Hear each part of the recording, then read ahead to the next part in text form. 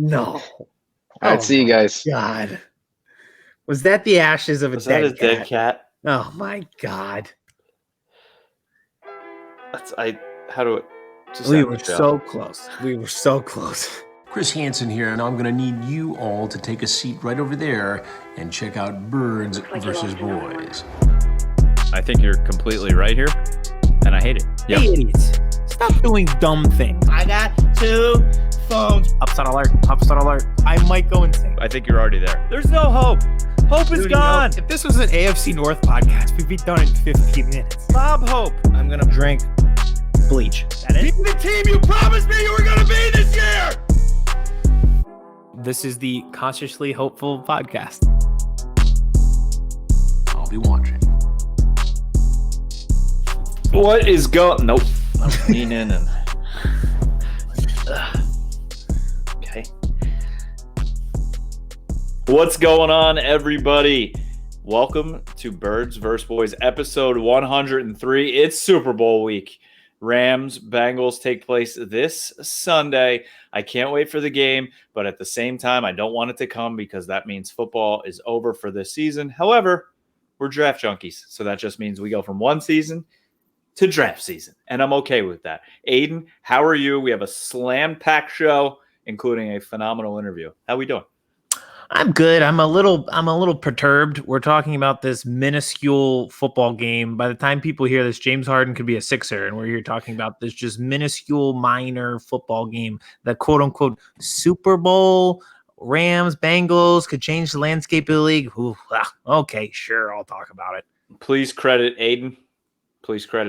On when James Harden signs with the Sixers. He had it first.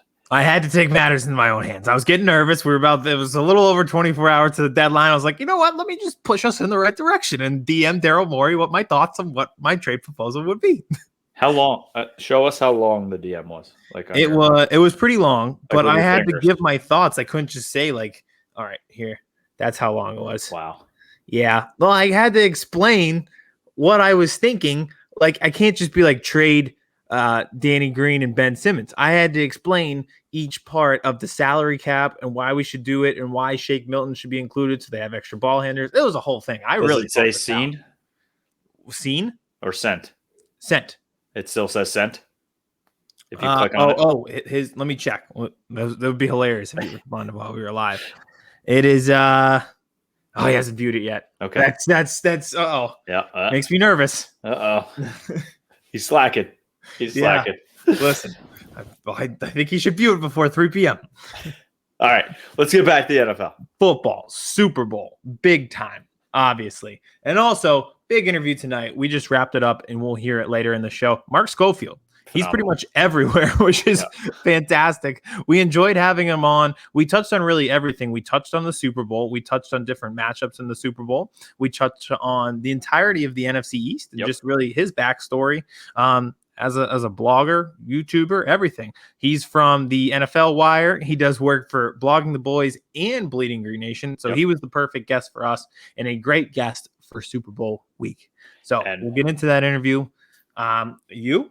Yeah, and he played quarterback at Wesleyan along with Bill Belichick and Eric Mangini and Field Yates, all at different times. That was pretty incredible company to be in. So I told you this was a good guest to get. Yeah, I'm doing good. We're Super Bowl week, 5 weeks out from becoming a father. Don't have any idea. That's what I wanted to ask. I want to start asking our guests who have kids to give me some advice. Because I don't know what the hell I'm doing. Hung some bookshelves yesterday, floating bookshelves, just doing dad stuff. That's all.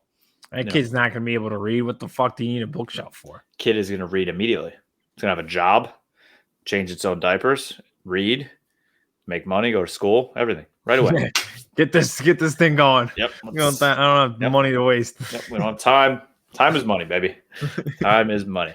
But yeah, no, really excited about this game. I think it's the matchup we were both hoping for out of the 4 teams left, correct or no?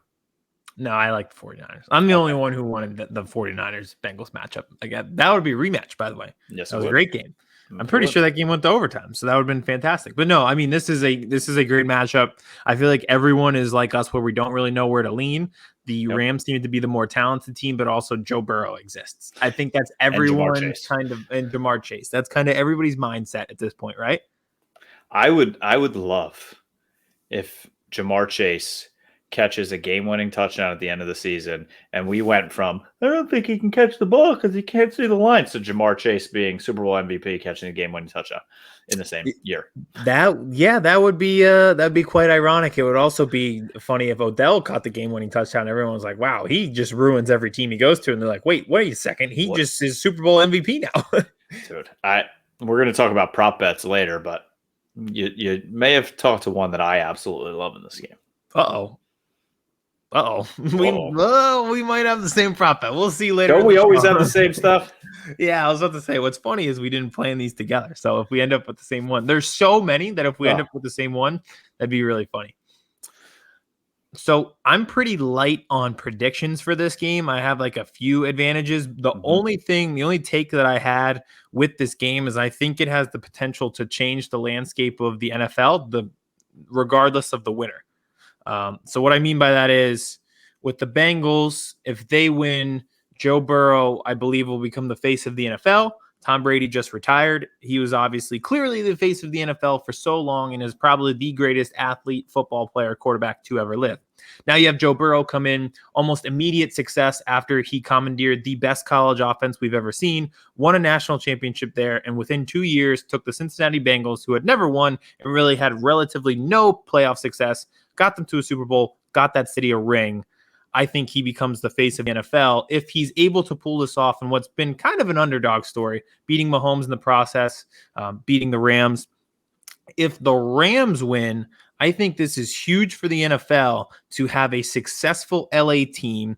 They clearly wanted to have multiple teams in the second biggest city in the country because there's so many people, it can drive money. And while, albeit the fan bases aren't large now, this seems like a jumping off point for them. If the Rams are successful in LA right away and they win a Super Bowl, we've seen a lot of celebrities coming to games. I think this kind of drives future engagement with this team in the city if they win, even though LA is not like the craziest sports town, but we've kind of, like the Lakers have always had like a very, very, very strong fan base. The Rams can kind of follow that trajectory. Success brings attention, and in LA, attention brings stars. So I think that's kind of how it would go if the Rams win the Super Bowl. So that's why I think one way or another, we're going to see the landscape of the NFL change. And I think the landscape's going to change as well with the perception of Cincinnati and the Bengals, obviously, players-wise, free agents. It's not a destination where free agents have wanted to go for years, right? They've been a perennial loser. They don't have an outdoor practice facility. They literally are going to the University of Cincinnati to use their indoor practice facility leading up to the Super Bowl, which is just unbelievable. Crazy. But now, especially if they win the Super Bowl, why wouldn't free agents want to go there? The team is so young and talented. Even if they get a couple pieces on that offensive line to protect Joe Burrow just a little bit more, couple more free agents here or there, I mean, look out, AFC. I mean, like you said, Joe Burrow becomes the face of the NFL. And you're talking about just in one league, the AFC having Josh Allen, Joe Burrow, Patrick Mahomes, our guy, Justin Herbert. Got to throw Derek Carr and Ryan Tannehill in there as well. A stupidness of riches just in the AFC. And this dude, after his second year, becomes the face of all of them. 2 weeks after, the entire world was saying, we're going to be seeing Patrick Mahomes and Josh Allen every single AFC championship game. That's what's so impressive about that. That's why I think he will become the face of the NFL. And I agree with you. I think that kind of changes the entirety of just the Bengals franchise. But at the same time, I think you then say, maybe even Burrow himself has the power to say, all right, we held up our end of the bargain. We won a Super Bowl. You have to put money into this team. Yes. The owners do not spend money on this football team comparative to still to wears other the same teams. shoes he had in 1984. Yeah, Joe Burrow's got to be like, listen, this can't fly. We're taking this serious now. We're Super Bowl contenders. We're not going to practice in 16-degree weather with snow flurries. We're having an indoor facility. We're going to do stuff like that. We're going to improve our facilities. We're going to improve our like training care and stuff like that in the offseason. So you're right. Like, I think this changes the Bengals because then the team can be like, listen, this isn't a half-ass thing anymore. We're a legit Super Bowl contender. Let's treat everything in the organization like that. And like you said, the balance of the NFL as well, depending on who wins, shows different ways of doing it, right? The Bengals drafted Joe Burrow, drafted Jamar Chase. You saw how immediately that changed their team within 2 years. And then there's the Rams, who did it obviously the completely opposite way. They haven't made a first-round pick in 12 years. They don't have a first-round pick for the next 15 years. They went out and traded for their superstars, bought their superstars, got Matthew Stafford, right? Yeah. Got Jalen Ramsey. They went out and got Von Miller at the trade deadline this year. So to see both kind of bookends of teams being in this Super Bowl makes it so much more intriguing for me as well, because especially for our teams, like I would say the Eagles go a little bit more heavy sometimes into the free agency pool, where the Cowboys are much more draft and pay your own guys. So it's like, where do I want them to lean when both of these teams are showing that you can do it both ways? Yeah, it's such a fascinating case theory, especially with the Rams, because could teams even pull that off? Because, it's not like they went out and spent huge money on Odell and Von Miller this year. They're almost like kind of castaways, but they were big names, and LA was an attractive market. So could like teams pull that off? Or now there's going to be like a buyout market in the NFL, which was fascinating. And then, like you said, giving up your first round picks. But I think even with the Rams, they had to build this up at least a bit before they could start like just selling off their first round picks for top tier talent like Jalen Ramsey.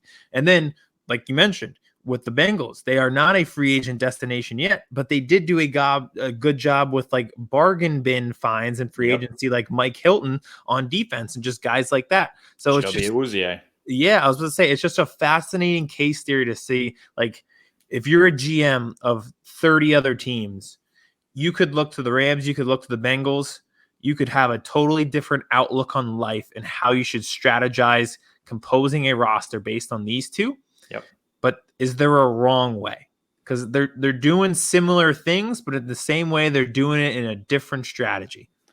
And the Bengals did it the draft way, but they got Joe Burrow. Joe Burrow doesn't come along every draft. And that could be another thing where you say to yourself, none of the 52 other guys on the team do not matter until we have the guy throwing the football. So there could be some teams that think that way. And that's why some draft experts say you should draft a quarterback every year. Not with your first round pick, but you should draft a quarterback every draft. And find the guy. Yep. Just until you find the guy. And maybe this year we're obviously going to do draft talk for 3 months after this week, so we don't really have to get into it. But I would not be shocked to see teams selling off picks this year for next year when Bryce Young is available, among other guys. CJ Stroud as well. Correct me if I'm wrong. Some guys who, this was kind of a reloading year in NCAA, but there's going to be some names next year where you could be like, yeah, that's the guy. Yep. We're all in on him. Yeah, and you're putting yourself into a lottery. You're saying, look, especially if you're in the AFC, you're like, I can't compete with Patrick Mahomes. I can't compete with Joe Burrow. This is evident. There's nobody in the top 20. There's no linebacker. There's no safety. There's no one who's getting me close to a title until I have a guy who can go toe for toe, and there's 4 minutes left in the game, and they can make the throws that Joe Burrow makes. Yep. And then that's kind of how the Rams are in the position where they're at, because they're like, we did everything right, but we don't have the guy. So they traded for Matthew Stafford. They're like, we need the guy who can make these throws. And it's kind of yet to be seen if he can, but we'll see. And speaking of Joe Burrow and Matthew Stafford, this is where I'm so torn in this game, because just quarterback-wise, I love both of these quarterbacks. I loved Burrow when he won the national championship, obviously the Go Joe. And I've loved Matthew Stafford for years. I think he's been the most underrated quarterback in the entire NFL. Most just casual fans right, didn't know how good he was because he played in Detroit. And no one sat and just watched Detroit games unless it was red zone or you're just a pitiful, poor Detroit Lions fan. But he's been so good. People forget how highly he was drafted, number 1 overall. He was great at Georgia. This dude went through so much shit in Detroit and just so many bad teams that now he finally gets to be on a good team and he's in the Super Bowl. And he's a guy that's been around. He's going to be in the Hall of Fame. Somebody I want to root for. But then then you're like, well, yeah, but Joe Burrow's young. He's probably going to make another Super Bowl. But that's not for sure either. It's so hard to get to the Super Bowl and win the Super Bowl. So it's like, who would you rather, the journeyman or the young cat? I'm so torn. I know the window is so much smaller than people think. It's crazy, and you're right. It's like, all right, well now they have Stafford for 2 to 3 years, and maybe they have that. And then with the Bengals, it's like, okay, you have Joe Burrow now, but you saw what happened last year where he tore his ACL. It's just, like anything can happen, and that window is so small. You have to take advantage of that opportunity in this game. So I guess let's talk about taking advantage of opportunities if you're good, and talking a little bit about the game itself and. Not the X's and O's, but maybe the things that we're looking at that aren't the commercials. So the one thing that I'm really excited for is Jalen Ramsey, Jamar Chase. I don't know if you saw it this week. Jalen called out. He said, I want to be on Jamar Chase all game. And I think it's a fascinating matchup. It's great. I do think so. I love Jamar Chase. I think he could still win that matchup against Jalen Ramsey. I am the opposite. I am looking at Cooper Kupp versus literally anyone in the Bengals secondary. Eli Apple. I mentioned Mike Hilton, great free agency signing. There's really no right answer to throwing at, who you're going to throw Cooper Kupp. And it's been that way all year. So I don't know what So, and the thing maybe with that matchup that I'm most scared of is Sean McVay. I think he might have the propensity to just get super cute, super creative, and just do like a lot of different things to try to fool the Bengals. When in reality, it's just like, keep it simple. Yep. Cooper Kupp, you haven't been able to guard him all year. Yep. Who on the Bengals is stopping him now? Just keep feeding him. Yep. So we'll see with that. I think you're right. Those are the two most fascinating matchups is those two receivers, and they've been fascinating all year. And just we talked to Mark in the interview about this, but can Joe Burrow survive this game going against Aaron Donald, Von Miller, Leonard Floyd, and Cooper Kupp? We should not allow Vince to have commentary in our ear during these episodes.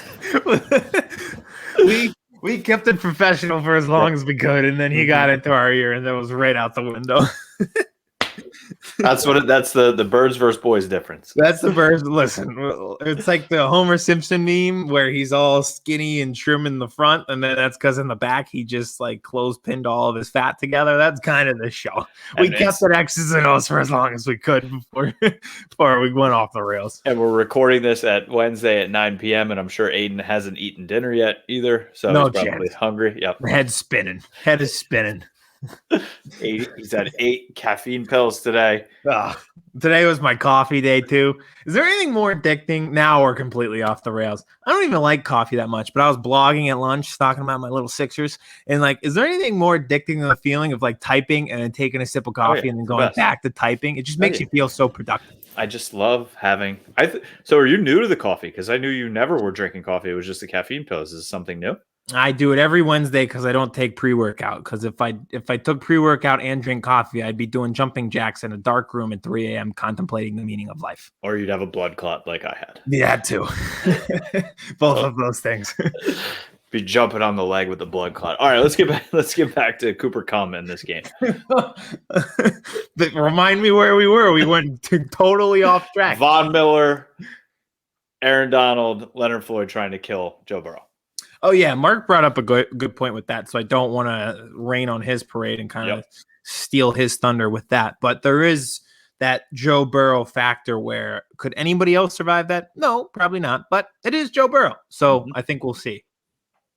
I mean, Remember that? Remember the whole meme, the Peony Swell or Jamar Chase and the ball? And Yeah, that's somehow everybody was right. How yes. funny is that? Because he has gotten killed the entire Yes. year. We saw him get sacked 9 times just 2 weeks ago against the Titans, and it almost killed their playoff chances. But at the same time, like him and Jamar Chase, the combination has been awesome as advertised. Everybody was right. That never happens. Do you think he was in the brass in their ear last draft and was like, "You're taking Jamar Chase"? I think he reportedly wasn't he? He told them Yeah. like he vouched heavily for Jamar Chase and was like, "Yes, please get this guy here." It's awesome. Is there? I don't think there's anybody cooler in the NFL right now. I don't think probably not. Wow, that's gonna be a Jalen Hurts is pretty cool, but Jalen Hurts is cool, like as a guy. I honestly, there's a lot of cool guys, but I think in terms of like cool under pressure, no one's even close to Joe Burrow right now. And just the cigars, and it's become a whole thing. Yeah, it's like I don't know. I hope it doesn't get ruined like sometime in the future. Like everybody loved Mahomes, and then he, eventually you will win so much that you'll become the villain. So you got to just embrace this little sweet spot that he's in right now. But I think Joe Burrow being so cool and now being in the Super Bowl and being good is going to have people turn on Mahomes quicker than we thought. Because everybody's going to turn on Mahomes. And it's already starting just because his family, but now there's another cool guy. Because Mahomes was always the cool guy and everyone liked him. He was a nice guy, but now we got Joe. Hey, you know what I'm going to say. Shiny new toy syndrome. That's what it is. There's always going to be a media darling. Honestly, though, listen, if he wins the Super Bowl, we're changing the progressive commercials. I'm done with Baker Mayfield. I am so tired of Baker Mayfield and progressive commercials. Joe Burrow is the new face of progressive. I've decided it. I'm the agent. Listen, I almost got this trade worked out today. Now I'm working out the deals for progressive. Patrick Mahomes is going to be Woody from Toy Story. When he's like, I don't want to play with you anymore. I don't want to play with you anymore. Yep. He's holding. That's exactly what it's going to be like. Any other match? I've got one other matchup kind of thing that I'm focused on. Anything else that you're looking at? I'm interested to see how the Bengals can run the ball with Joe Mixon in this game and Samaje Perine. Sure. I think actually being able to establish the run and not having to have Joe Burrow drop back 57 times in this game is going to be important for their success as well. And also, this wasn't the point that I was thinking of, but I just thought of it now, is don't both tight ends have sprained MCLs? Yes. I feel like they're pretty underrated, both of them, both CJ Uzomah and Tyler Higbee. So neither, that's not fun. I'm sure they'll both be able to play, but the stability you have in your knee with a sprained ligament just isn't the same. No, especially when you're blocking. Yeah, that too, especially as a tight end, it kind of makes it worse. So we'll see. I think that's an interesting storyline. And 100%. Then the last one for me, Odell Beckham Jr. I think he's going to have a big game. Me too. The classic, not X's and O's reason behind it for me is he's supposed to have a kid this week, and then you have the superpowers. And speaking of cool guys in the NFL, Odell Beckham has always been one of the coolest guys around. I can just see him, Mr. Celebration himself in the end zone, who's constantly been in the news for celebration. Yeah, him doing the carrying a baby or something with a pacifier. Yeah, something along those lines will happen. I can just envision it now. Him having the kid, say Friday, Saturday, playing the Super Bowl Sunday, scoring a touchdown, doing a baby celebration. If the baby does come Friday, Saturday, he should 100% wear the pacifier mouth guard like DK Metcalf does. Oh, yeah. I was thinking that could be another thing where he takes out his mouth guard, he puts in a pacifier or something like that. Yep. And that's just that's also just the millennial in me. Sometimes you hate your job and you don't want to be there at your job, and you shouldn't blame people for wanting to be at a different job. Look, he played in Cleveland. It wasn't ever a good fit. I remember when the trade happened, we were all like, that's weird. I don't know if he's going to work in Cleveland. And then he went to LA, where he's always been this cool, fashionable, friend with celebrities guy. And now he fits, and now he's having a good time, and he's engaged, and he's good again. Sometimes sometimes it's just a bad fit. We got to stop blaming people for it being a bad fit and wanting a different job. And everybody talks about him not being a good teammate and this and that. Who was the first guy over to console Deebo Samuel when he was on the bench, sobbing when the Niners lost it to the Rams? It was Odell Beckham. Broke my heart, but it was Odell. Yeah, you're right. So, Yeah. I mean, and everybody on the Rams is saying how hard he works, what a great teammate he is. I mean, I don't like him just from his days of being a Giant, but removing that from it, I am rooting for him in this game because he's been through shit. There's been some time where you're like, all right, you just got to you got to sit on your hands and put up with stuff. Like when he does a celebration peeing like a dog, you're like, you just sit on your hands and say, all right, I guess we have to deal with this. And there certainly were moments with the Giants, like with the boat pick. But at the same time, I think it's like maturity. I at that time, he was not ready to help a team compete with a Super Bowl. He was not mature enough.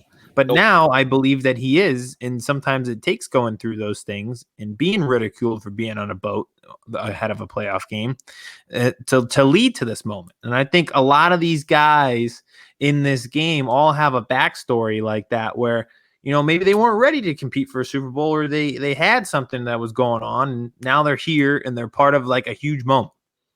Yep. And speaking of celebrations, this just popped into my head. I don't know if it was a YouTube or I was watching like a ESPN Classic or something, but they had an NFL game on. Remember, somebody scored a touchdown, did the celebration, and like laid down used the ball as a pillow. Remember the whole thing with the flag? And they're like going to the ground in the celebration, like that was a thing. Like you weren't allowed to go to the ground to celebrate. I remember the sleeping thing, but I don't remember the going to the ground. You couldn't do anything going to the ground. It was a 15-yard penalty. If I remember went on the ground for yourself, if you sat and like rode the boat, anything. Yeah, I do remember that they were very strict about just like organized, synchronized celebrations, which is the worst. Stupid. I know. So stupid. I'm glad they've lightened up a little bit. Yeah. But yeah, that's all I got for the game. I still don't know where I'm leaning. I'm not going to give a prediction because this is a game where I'm just fully going into it, wanting to enjoy a really good football game. Yeah, I don't even want to give a score prediction. No. I'm just in it. Like I'm a football enthusiast. Yep. I sit and we watch football and we consume football every single day. Even the season's over, we are going to watch countless tape of draft prospects for guys who probably won't even end up on our team. We just love football, and this is going to be a good football game that we get to consume. So I don't want to give a prediction because, like you said, I don't care who wins. I just want good football content. And I'm sure we'll just focus on prop bets, which are our TikTok coming up here later today. 100%. All right, before we get into Vince. We got to get Vince, one of these interns, to babysit him during this thing. Yeah. Eddie's right. Vince is a high school kid. And we can't have Eddie babysit him because that would be a train wreck beyond all reconciliation. And Joe either. Can't have Joe do it. No, he's literally babysitting his own kids. Yes. And don't know how he's doing with that. So before we get into our amazing interview with Mark Schofield, I know you don't have much Eagle stuff. It's been very, the tumbleweeds blowing in Philadelphia, not much going on. So I have just one little thing I want to touch on with the Cowboys, if I could. Yeah, go for it. You guys have a big story.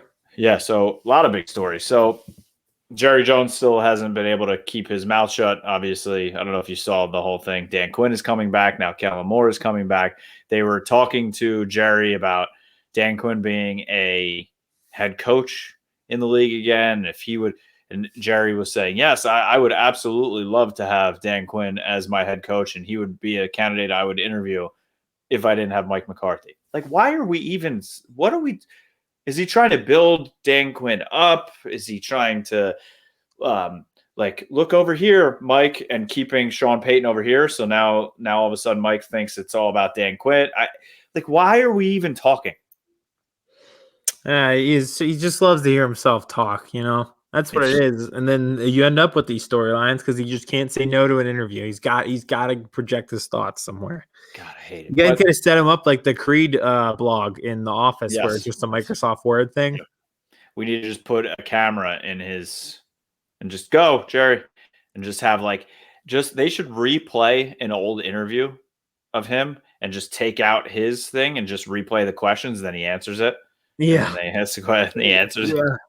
How many days do you think it would take him to notice that he's answering the same question? Till next year. It'd be like 50 first dates. She'd be saying the same stuff day after day because she didn't remember. It'd be like wiping the slate clean. I'm telling you, he's on 105.3 The Fan during the season 2 or 3 times a week, and I sometimes literally have to change. I have to shut it off because it's no just, other owner does that. No one, none. And Stephen Jones is on twice a week, and McCarthy's on once a week. What do you need that for? Like, how many? There's only so many things to answer about the team in a given week. Literally, I think it's 2 for Jerry, 2 for Stephen, 1 for McCarthy every week. That's too much, but good for the radio guys that we're friends with because they're obviously drowning in solid ratings and money when those guys come on.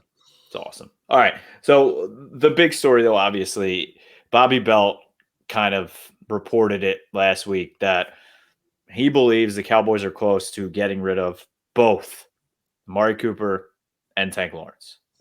He has many insiders inside, and that's what he hearing and seeing that they're leaning towards. So cutting Amari Cooper saves $16 million, cutting Tank Lawrence saves $8 million. I don't know how I feel about this. We talked to Mark Schofield about this, so I'm not gonna divulge what he feels about this. What do you feel? How do you feel about this coming from the perspective of playing against the Cowboys twice a year and hating them so much if they cut 2 massive stars of this team, one on each side of the ball? I'm just not a huge Amari Cooper guy. I just always felt that he was not a stat patter, but the stats were always good. But then you do an eye test and you're like, wait, where is he? Like I know he has 3 receptions for 47 yards and it's the first half, but I feel like he's made no impact on the game. I've just never been a huge Amari Cooper guy. And I think the team could survive without him if it does happen. I think Demarcus Lawrence, from a leadership standpoint, probably would be a tougher blow. And he's still productive given his age. And also Randy Gregory is a free agent, so it's not a guarantee that he would be back. But like the Amari Cooper thing, like he just doesn't do it to me. And like Vince is completely right. He's like the Tobias Harris of the NFL. Like, yeah, he's a great guy. He has good stats. It's just like there's just a wall there, though. There's just like there's good, great, and then elite, and there's just like they're never bursting through that wall to get to elite. And I think on top of all of that, the injuries, he plays through the injuries. He doesn't miss games due to injury, but he's always banged up. It's a hamstring, it's a knee, it's a shoulder. He's missing practices. They don't know if he's going to play. And I think the Joneses are sick of that. I think they made it pretty clear before the season that they wanted to get away from the injuries. And then they had the non-vaccination issue where he missed 2 pivotal games this year, one against the Chiefs, which could have changed the entire season if you beat the Chiefs there. And then they won 13 games. Who knows, what the seeding happens. But I think that spiraled Jerry Jones as well. And I think that's 2 things on top of exactly what you're saying, the lack of production, to save $16 million. I mean, is all of that worth $20 million a year?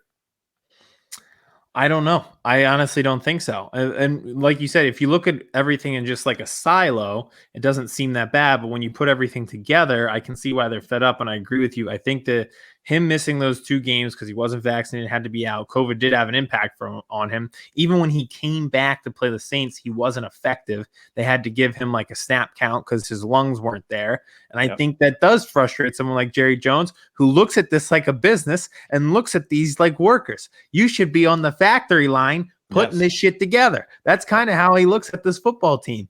And Amari Cooper, he's constantly got to be looking down and seeing if he's on the line, putting the items together. Yep. For the amazing amount of money that he makes. Exactly. So I would not be shocked if he were gone. He will end up somewhere. He's an incredible talent. I don't know where. Go back to the Raiders, maybe. That'd be hilarious. But I don't know. It's just, Chargers. if you had to choose, the Chargers. I can honestly see the Chargers. I think that would be a tremendous fit. You can hide there. Yep. Especially if the Rams win on Sunday. Yep. I'm interested. Jeff Kavanaugh put it out there too. It's like, do you want Amari Cooper, or you can get Michael Gallup and Jaron Kearse back, basically for that same money? And give me those. I know Michael Gallup is not going to be ready until late in the season next year, but a guy like Jaron Kearse and maybe even somebody else, this team has so many holes leading forward because of the amount of free agents. They need that money. They need that money to be able to fill multiple holes and hopefully have another rock star draft this year. If they can do those things together, I think that sets them up for success more than just, we're keeping Amari Cooper because we have to. I agree. I totally agree. I think you got to fill other holes, and you just expect you got to say, CeeDee Lamb, listen, this is your team now. We gave you 88 for a reason. You have to be a bona fide wide receiver one, because there were points at times this year too where you were questioning him, and you're like, what's going on, man? Like you're kind of just doing dropping this disappearing act as well. Yeah. Mm-hmm. Yep. So it would just be amazing if you didn't have a running back that was, had a $30 million dead cap hit this year. If that you is could a cut bigger himself. issue. Yeah, that is much bigger problem. All right, that's enough Cowboys talk. It's Super Bowl week, and we have a superstar interview. All right, here it is. Our interview with Mark Schofield. He's of the NFL Wire. He does tremendous work with SB Nation, including Blogging the Boys and Bleeding Green Nation. We talk everything from Super Bowl, Senior Bowl, NFC East, Washington Commanders, NFL Europe, everything you can imagine. We touched in this interview. So here it is, our interview with Mark Schofield. I really like that backdrop that you got. You like it? I'm starting to build it out. I get like the little football, like college mini helmets. So you got Oregon, USC, you got Air Force Academy, Tulane, Kansas, Naval Academy. I got a whole bunch of stuff back there. Where's Wesleyan? You've got a lot of assortment. I don't have a Wesleyan helmet. You gotta get on that. I gotta bug them to get me one. Because I was doing some. So you played right after Mangini left, right? Yeah. So I was class of '99. He was class of '94. Okay. And so he was a senior, and then I got on campus like the year after he left. Awesome. And then Field Yates, I think he was class of like 05, 06. What a lineup. Yeah, and then Belichick was like class of like 62 or something like that. That's unbelievable. Yeah. Oh God, studs of studs. Yeah, well, I mean, look, if that's the Mount Rushmore of football alums from Wesleyan, I'm happy to be number 4 in that list. You're on there. That's all that matters. Right? You're on a Mount Rushmore with pretty solid company. Right? Yeah. I mean, I'm not the best looking guy out there either, but hey, I'm on it. You're on there. Yeah. Nobody can fight Field Yates for that kind of No. He's a very good looking man. All right, let's do this. All right, Aidan, we are now joined by another A-plus guest. He covers the league for the NFL Wire, contributes for the Pat's Pulpit, Bleeding Green Nation, as well as Blogging the Boys.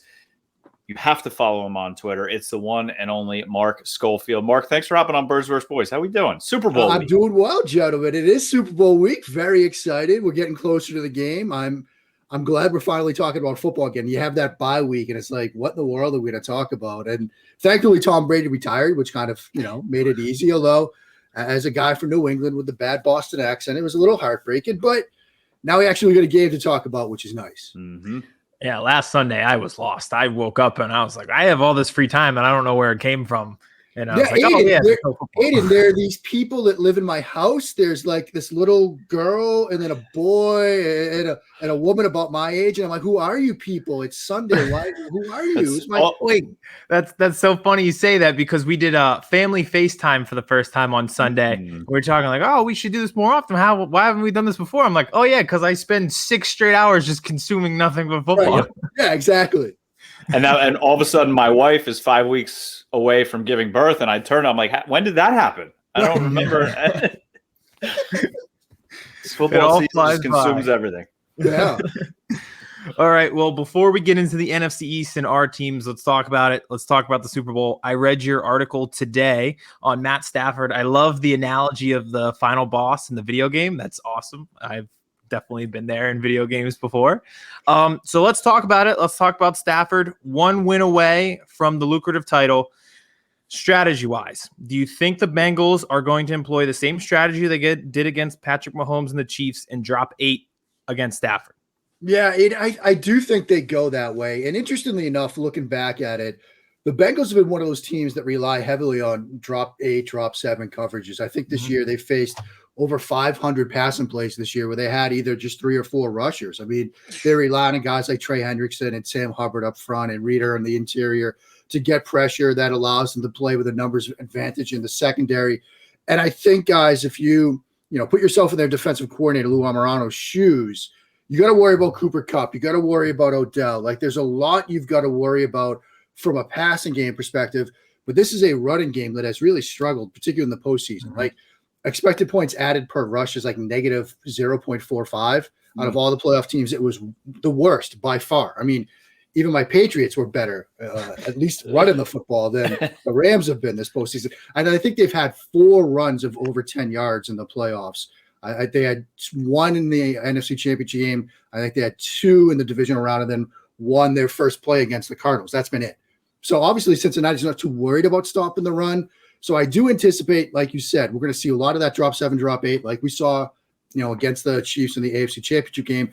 And they're going to force Stafford to try to be patient, to try to do what Mahomes, failed to do, and sort of take what that defense gives him, because Mahomes really started pressing, particularly, into that fourth quarter. He was trying to make things happen. He was running around back there, ran himself into trouble. You had those 2 sacks right at the end of regulation when we all thought they were going to put it in the end zone. They had to settle for the field goal. So I think you're going to see a lot of that drop 7, drop 8, force Stafford to be patient and make him check the ball down and pick his spots. I agree. I think, if it's not broke, don't fix it. So I think they're going to go right back to what was 100%. working for them. We'll see. Let's talk quarterback play in the NFC East. I know you were on the Quarterback Factory Reboot podcast for Bleeding Green Nation, so I was listening to a little bit of that, and you guys were talking about the Senior Bowl and the quarterbacks coming out, particularly Malik Willis, who did well at the Senior Bowl.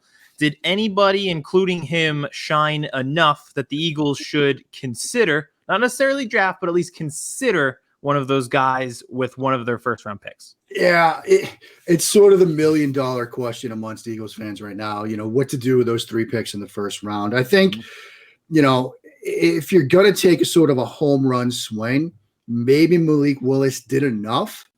But I still feel like when you watch him on film, like, you can't deny the talent. Like, certainly talented, has an absolute cannon for an arm, moves around extremely well, can make things happen with his legs. The upside potential is huge. The drawback is he might be a year away. He might be a year and a half away. And if you've got 3 first-round picks, you've got an opportunity to really load on both sides of the ball. I mean, you look at their needs, whether it's linebacker, whether it's corner, whether it's receiver, interior offensive line. I know we're waiting on Kelsey. Like, you could get 3 really good players with those picks in the first round.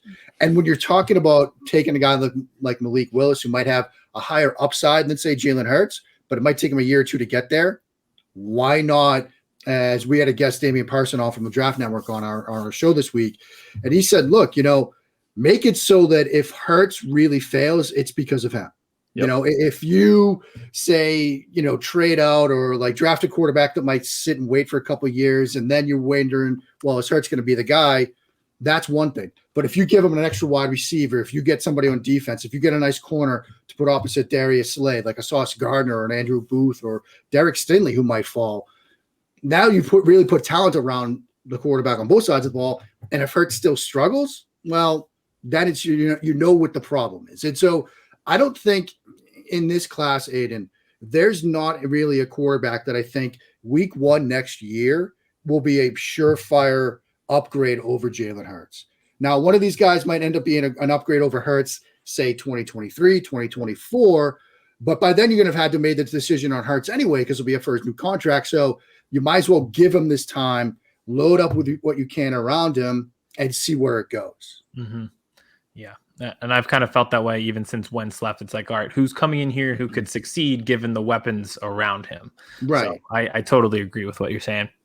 So we think Hurts is going to be there as the quarterback still moving forward this season. Obviously, Dak Prescott, $40 million quarterback, is going to be there for Dallas. So let's focus on the other 2 teams in this NFC East. The Giants, and this is the first time I'm ever going to be saying this out loud on a show, the Washington Commanders.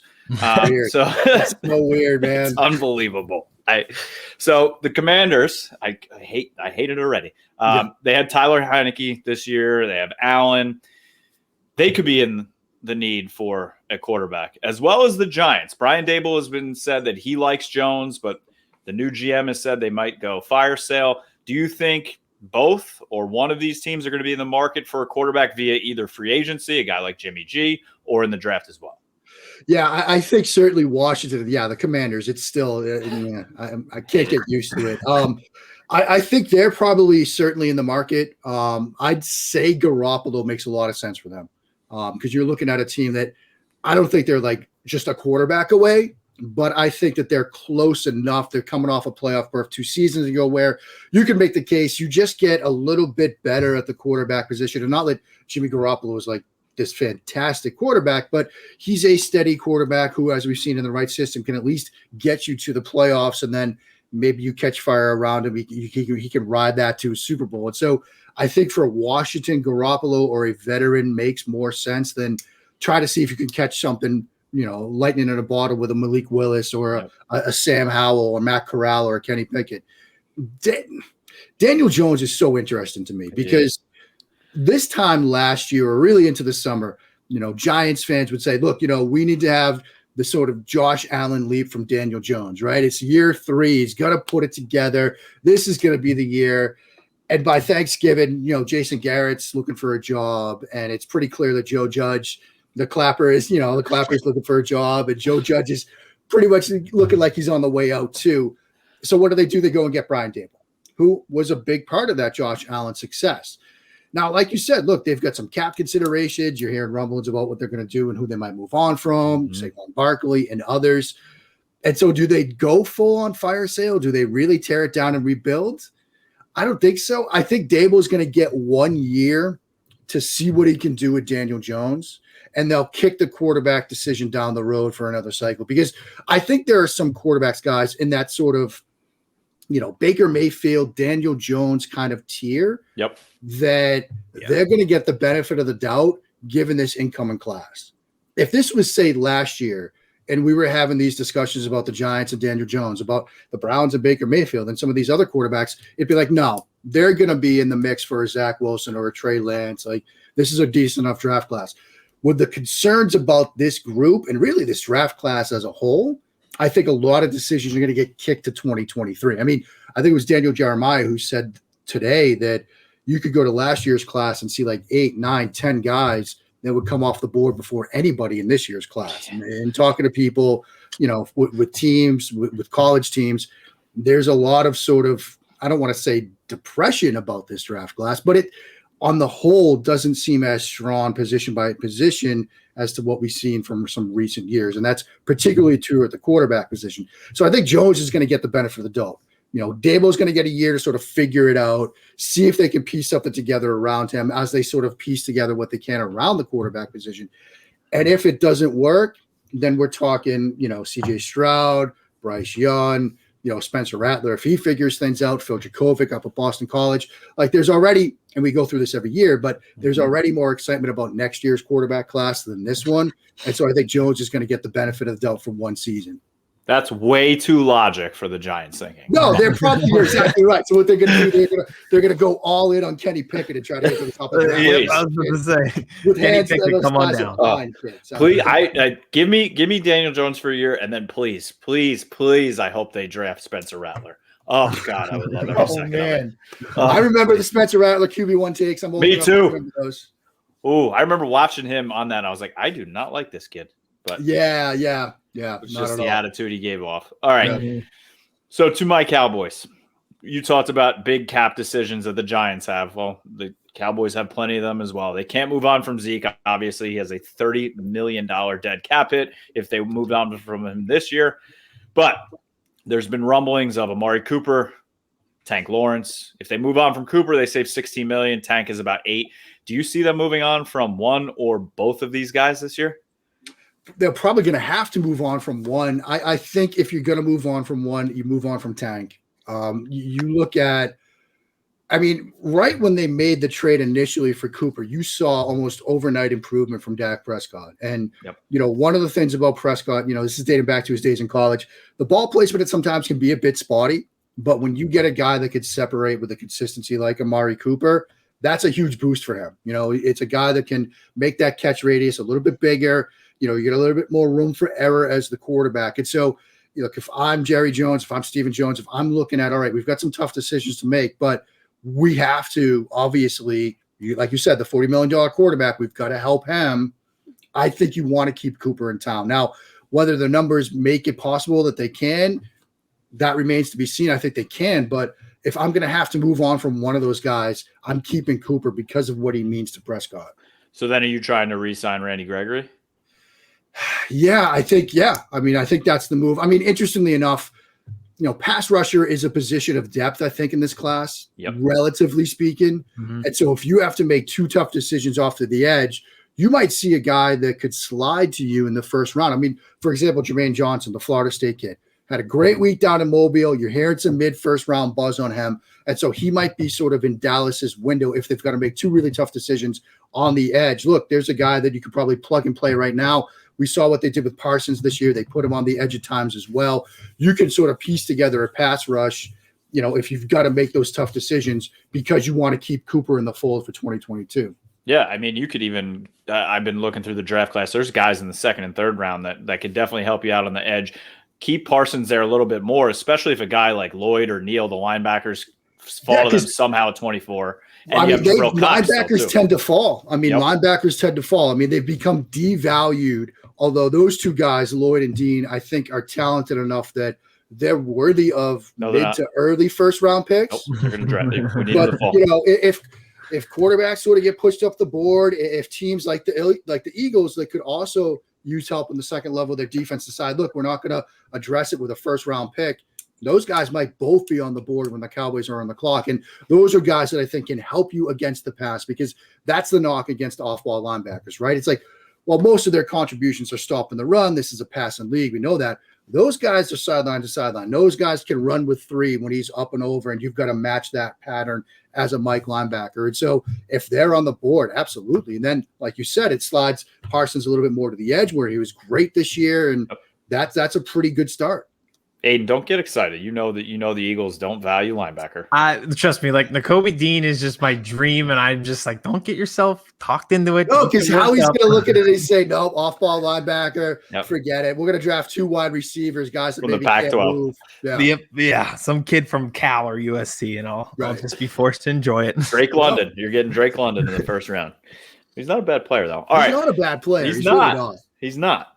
All right, so another completely different – we're going all over the map with you today. So NFL announced today that they're going to be playing a regular season game in Munich, Germany, this upcoming season. So where else do you think the NFL wants to expand, and how soon until we're playing on the moon? I mean, if Roger Goodell could get a stadium on the moon, he's going to do it. I do think that sort of, I envision at some point a division when they expand, a division in Europe. Having four teams, London, Munich. I grew up on World League. I grew up on NFL Europe. I used to love that stuff. Kerwin Bell with the huge, silly looking helmet. I would imagine that that's what they want to do. They want it when they expand, which we all know is coming. They're just printing money, so they might as well add some franchises. And with the XFL reboot, with the USFL, like there's merger possibilities out there. That they're going to want to have a division in Europe so teams won't have to travel a ton. Yep. You've got 7, 6, 7, 8 games built in right there. And then you come overseas for you come stateside for 2 weeks or 3 weeks or 4 weeks to sort of play teams over there. And so I do think they want to have a footprint in Europe, and obviously moving into Germany and having games in Munich. I'm hearing rumblings about Bears Patriots for Oktoberfest, which, by the way, I hate to fly. Wow. I'll get my butt on a plane for that one. Yeah. That sounds like fun. That sounds like a lot of fun. But I mean, I do think Europe is probably where they want to have a big foothold, and maybe sort of looking at Mexico. They've had obviously some international games in Mexico City, some exhibition games in Mexico City. Maybe they want to expand there as well. Maybe they have an idea of not 4 teams in Mexico when you open it up, but maybe a team in Mexico as you start to expand and add some franchises. Because I know that, look, they want that foothold into Europe, and this is just a further move towards that. Yeah, and we see with all those London games, I mean, the fan bases are there. They're and what's been interesting, guys, like you'll see fans stateside like, oh, yeah, let's all go over. And so you'll have groups that will go over, And there's clearly a lot of love and passion for this game in Europe. I mean, you guys have probably been on shows. I've been on shows. Like you get a random Eagles podcast from London, and it's like, guys, it's midnight over there. What are you guys doing? Or, I have a buddy that covers the Seahawks, and he lives in England, and it's like when the Seahawks are playing in prime time, it's like 4 a.m, but Maddie's like 3 espressos deep to stay up for it. So there's love and passion for this game overseas. Those London games, even when they send bad teams over, you get Jacksonville, Houston, 2 teams that have combined 3 wins late in the season. Wembley Stadium's packed. We had a media guy on for Washington where was he from? Melbourne, right? Australia. Yeah. Wow. Yeah. Everywhere. It's crazy, but you're right. That's just the key to expansion. Yeah. All right. Last one from me. Obviously, let's come back to the Super Bowl. So what are you most looking forward to in this game? And do you have a favorite Super Bowl commercial of all time? Favorite Super Bowl commercial of all time. I mean, the 1984 ad from Microsoft, that's obviously, back in the day, but the Big Brother one, like that's one that I remember. I mean, I was like 7 or 8 at the time. I was like, wow, this is kind of cool. I remember that one. I'm trying to think of some recent ones that I enjoyed. They haven't been the same recently. There was I forget what company it was, like the Career Builder one, where the guy was at the office with like a bunch of monkeys.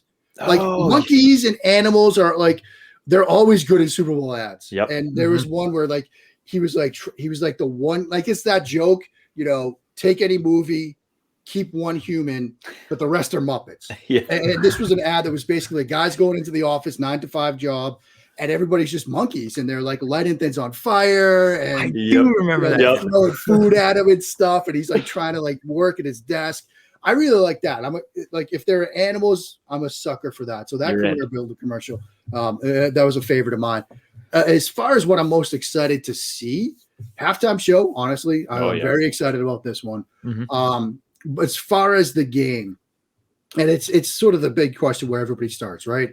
Could Joe Burrow survive? We saw him get sacked 9 times by Tennessee. We saw Chris Jones, Melvin Ingram having to run for his life. Now you get Aaron Donald, you get Leonard Floyd, you get Von Miller. Like those are 3 just world destroyers up front. Can Burrow survive? And honestly, guys, all pro season, I'm writing these preview pieces for USA Today. Like, how do the Bengals win? What do they have to do? What questions? And when I finally got to do this one, I was just like, can the Bengals protect him? But if they can't, does it even matter at this point? Because he's got an adjusted completion percentage of 79.2 per Pro Football Focus when he was pressured in the postseason, which is just absurd. That's just absurd. And he was good to begin with. Like in the regular season, it was like 72.1, which was like 6th best when he was pressured. But now the best overall when pressured. And so if they pressure him, which I anticipate they will it even matter? Or will he continue to play lights out? I think he's going lights out. Yeah, I do too. I mean, it seemed that way. That's why, guys, I've talked myself into Cincinnati. I mean, I know the Rams are favored, and on paper, they're probably the better team, and Floyd and Miller and all this stuff. But then you see Joe Burrow walking in with the sunglasses and the ice around the neck and, the fur-looking coat. And it's like, I'm not betting against that guy. Nope. Yeah. What do you say? I make too much money for these to be fake diamonds. Yeah. I just absolutely love that. I make too much money for these to be fake. It's like if you're gonna go down, like he's just so much fun. Like it's gonna be so much fun to root for that. Even if they do lose, you're gonna be okay with it because you're like, all right, that's like I'm okay sinking with that ship. Yep. Yeah, absolutely. 100%. All right, you got anything else? I think you had one last one. Then you want to ask about Bleeding Green Nation? Oh, I was kind of curious about this. So obviously I was doing my research. You've got Bleeding Green Nation and blogging with the boys. How did you end up with both? Because I think as an Eagles fan, if I went to a Cowboys media conglomerate, they'd took like two of my tweets they'd look at and be like, no, thanks, pal. Yeah. I mean, it's interesting. I get roped into BGN, Michael Kist of RIP, Kist and Solak show. Michael and I know each other really well. We go way back. And when he was hosting Kist and Solak, he wanted to do a quarterback show. And he's like, look, why don't you hop on with me? And so I'm like, all right. So we did that. We had the QB SCO show for a couple of seasons. And, we would go on these weird history tangents. And he would talk about ancient Greece and ancient Rome and Herodotus. And he'd correct my pronunciation of Greek names and Greek mythology. But then, he went behind the scenes. He's a big executive at SB Nation now. And so we love Mike for that. But he's like, look, you got to keep it rolling. So Rachel and I have been doing it this year. But over at Blogging the Boys, RJ Ochoa. Yep, RJ and I have known each other for a long time. And he reached out to me this year and he was like, look, why don't you do some film breakdowns of Dak? And I'm like, awesome. We love it. Yeah. So I started doing those. And then I get a little note from the NFL about some of my YouTube stuff. And so we had to dial that back a little bit. But we're actually Connor and I are going to be doing a draft podcast during draft season. So that will be coming out after the Super Bowl. We're going to do some draft stuff over at Blogging the Boys. But beautiful. As a Patriots guy, like I get roped into the NFC East somehow. I do some work for Big Blue View as well, covering the Giants. And so it's like now I just need a Washington Commanders gig and I can round out the entire cycle. Yeah, there you go. Yeah. That's good. That's awesome. Yeah, Ochoa, RJ's coming on with us, I think, in like 3 weeks. RJ's awesome. He is literally, guys, one of my favorite people in this entire industry. And don't tell him I said that. No, I know. Okay? Well, Vince, edit that out. Edit that part out. No. You can keep. I love RJ. He's one of my favorite people on the planet. Believe me. All right, Mark. Before we get you out of here, let everybody know how they can read your work. You just gave us some of the places where you talk for your work, but tell everybody how they can follow you and get all your work. Well, guys, this was a blast. Had a ton of fun. Thanks for having me. Happy to come back anytime. USA Today's Touchdown Wire. Like you said, Blogging the Boys, Bleeding Green Nation, Big Blue View, the Scotia over at Pat's Pulpit. I did it wrong. There we go. There it is. Okay, there it is. I always do it wrong. I'm always like pointing over here. I could never be a weather person, man. I'm just everything's opposite. Yeah, but yeah, right there it is, right there. Yep, there's the Twitter handle. There you go, guys.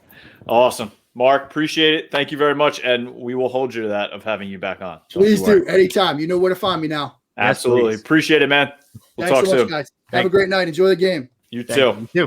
Aidan, that was just another phenomenal interview. Thank you to Mark. Appreciate being on, and we will absolutely have to have him on again. I read his work in preparation for the interview, so I knew he was knowledgeable about the game. But when you get to talking to somebody like that, we bounced around to so many different things, and he was just truly locked in and really knew what he was talking about. I thought that was the perfect guest for Super Bowl week, where we're not really touching just on our teams because obviously it's the biggest game of the year. So he was a fantastic get for this week of the year. 100%. All right. Before we end this show, we always have the TikTok or TikToks. So we bring in producer Vince to hit up the TikToks. We're being noticed all around Philadelphia for the TikToks. Appreciate it, kids. So what are we TikToking tonight? All right, we've got 2 tonight, and I'll let you guys decide where we want to start. We're going to do Super Bowl MVP predictions, and we're going to do prop bets that we like for the Super Bowl weekend. So which one would you guys like to do? Let's do prop bets first. All right, so we're going to start with the prop bets that we like for the Super Bowl. The first one that I've got player to record first sack. I have Von Miller at plus 350. We know about the Bengals' troubles protecting Joe Burrow, so you expect him to get sacked a few times. And I have memories in my mind of Von Miller having the first sack and a strip sack of Cam Newton in the Super Bowl against the Panthers when he was with the Broncos. Ooh, look at you. All right, so I am going either Joe Burrow or Matthew Stafford to have a rushing or receiving touchdown at plus 300. I could see Matthew sneaking in there on the goal line, popping it over, or Joe Burrow, or hey, maybe we do the Burrow instead of the Philly. Since he shows me running for his life, so I think it's a pretty good shot. Yeah. 2, I have Cooper Kupp over everything. Whatever you could take the over Cooper Kupp on, take it. The Bengals cannot defend the slot. Cooper Kupp lines up in the slot something like 75% of the time, and the Bengals are like 25th in slot defense. So Cooper Kupp's going to have over everything. I can't wait to see that on the graphic. Just over all of it, everything, passing all of it. Yeah, sure. Whatever you can get the over Cooper Kupp with, take it. Just do it. Yep. All right. The other one that I have, either team to have a successful 2-point conversion in the game. I think this could potentially even hit before they need to have a 2-point conversion. We expect the game to be close, which leads to 2-point conversions. But I can also see the teams trying a little bit of trickery and just being aggressive and going for that 2-point conversion. So I have either team to have a successful 2-point conversion at plus 250. So my last one here is anytime scorer Odell Beckham plus 140. You said it earlier in the show. He's going to be having a kid. I think he scored in maybe every single game almost that they've played in LA. He's been dominating at SoFi. So I think this is free money. I mean, Odell plus 140 to score a touchdown. Yeah, I'll be betting that all day long. Number one, I have the Bengals' longest field goal over 50 yards. We all know Evan McPherson. He's stone cold. And they have nothing but faith in this kid. So I feel like if they're it's the Super Bowl. I feel like if they're kind of in range, they're just going to let one rip. And a stadium too, where it's state of the art, so you don't really have to worry about the effects like you would in Kansas City or Cincinnati. Exactly. All right, let's transition over now to Super Bowl MVP predictions. I will start here, and I'm going to piggyback off what Kevin had in his prop bets. At 3, I have Odell Beckham Jr. I think he's going to have a huge impact on the game. We're on baby watch. I think it'd be perfect if he has the baby, scores the touchdown, does the baby celebration. I just think he's going to have a tremendous impact if a lot of attention is being paid to Cooper Kupp. 3 for me, it's Aaron Donald. We saw at the end of the 49ers game that drive that the Niners had where they could have tied or taken the lead. Von Miller just took over the game. He had something in his eyes, the tears after they made it to the Super Bowl. I think he's going to dominate this awful, awful Bengals offensive line. And I think I could see him having a monstrous day that could lead him to a defensive player getting the Super Bowl MVP. At 3, I have Matthew Stafford. I called my shot before the season started. I thought he was going to be the league MVP. Still, who knows? Maybe it won't be Tom Brady for some reason. But I think all he needs is a decent game and a win to get himself Super Bowl MVP. Yeah.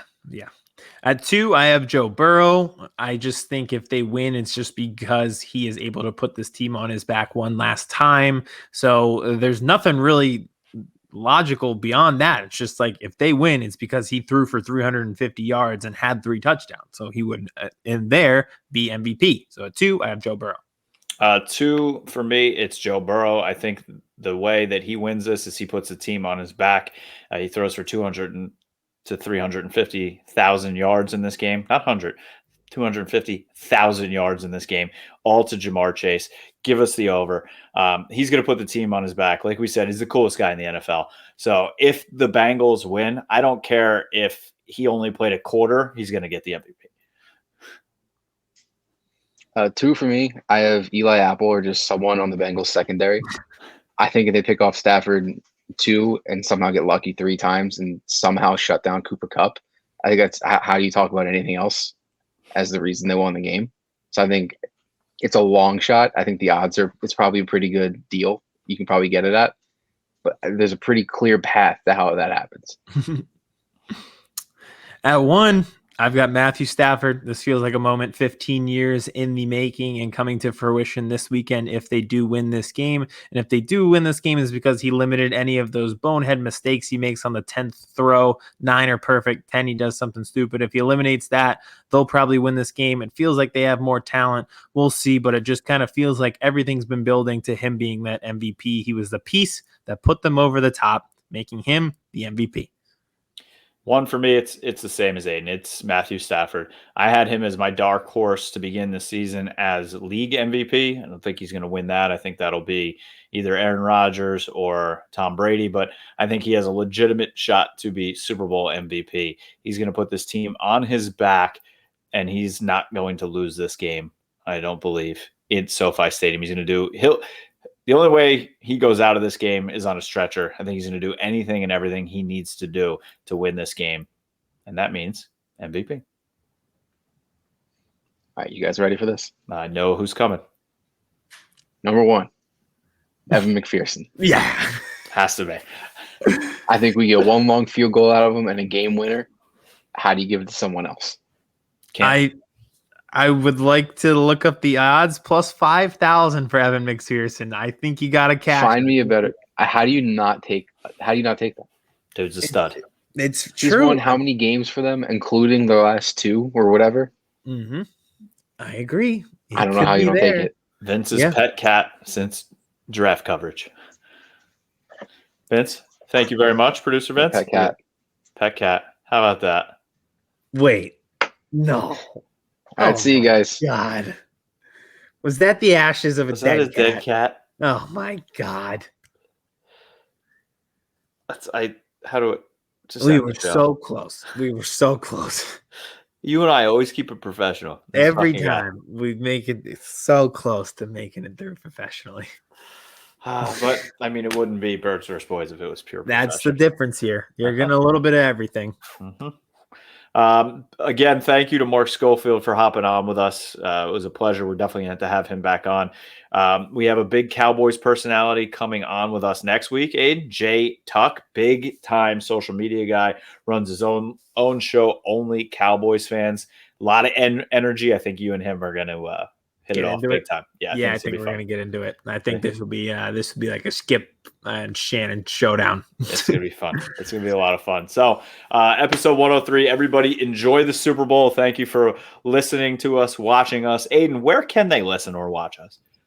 Honestly, I would enjoy it if you would subscribe to our YouTube channel, Birds vs. Boys. We're at Birds vs. Boys Pod on Twitter, and then on TikTok, Birds vs. Boys Pod there as well. So any social media changes you want. And then obviously for the podcast itself, if you want to listen, you can find it on Apple, Spotify. We have video on Spotify as well. And really anywhere you can get podcasts. Thank you to anybody who listened. This is the last time we're talking about an NFL game in the 2021 season. So thank you to anybody who listened to us break down games from September to here in February. We greatly appreciate it. There's a lot more to come, but this is it for the end of this season, and it's been quite a ride. Send me how to be a good dad tips, please. Help. Send me more prop bets. Chris Hansen here, and I'm going to need you all to take a seat right over there and check out Birds vs. Boys.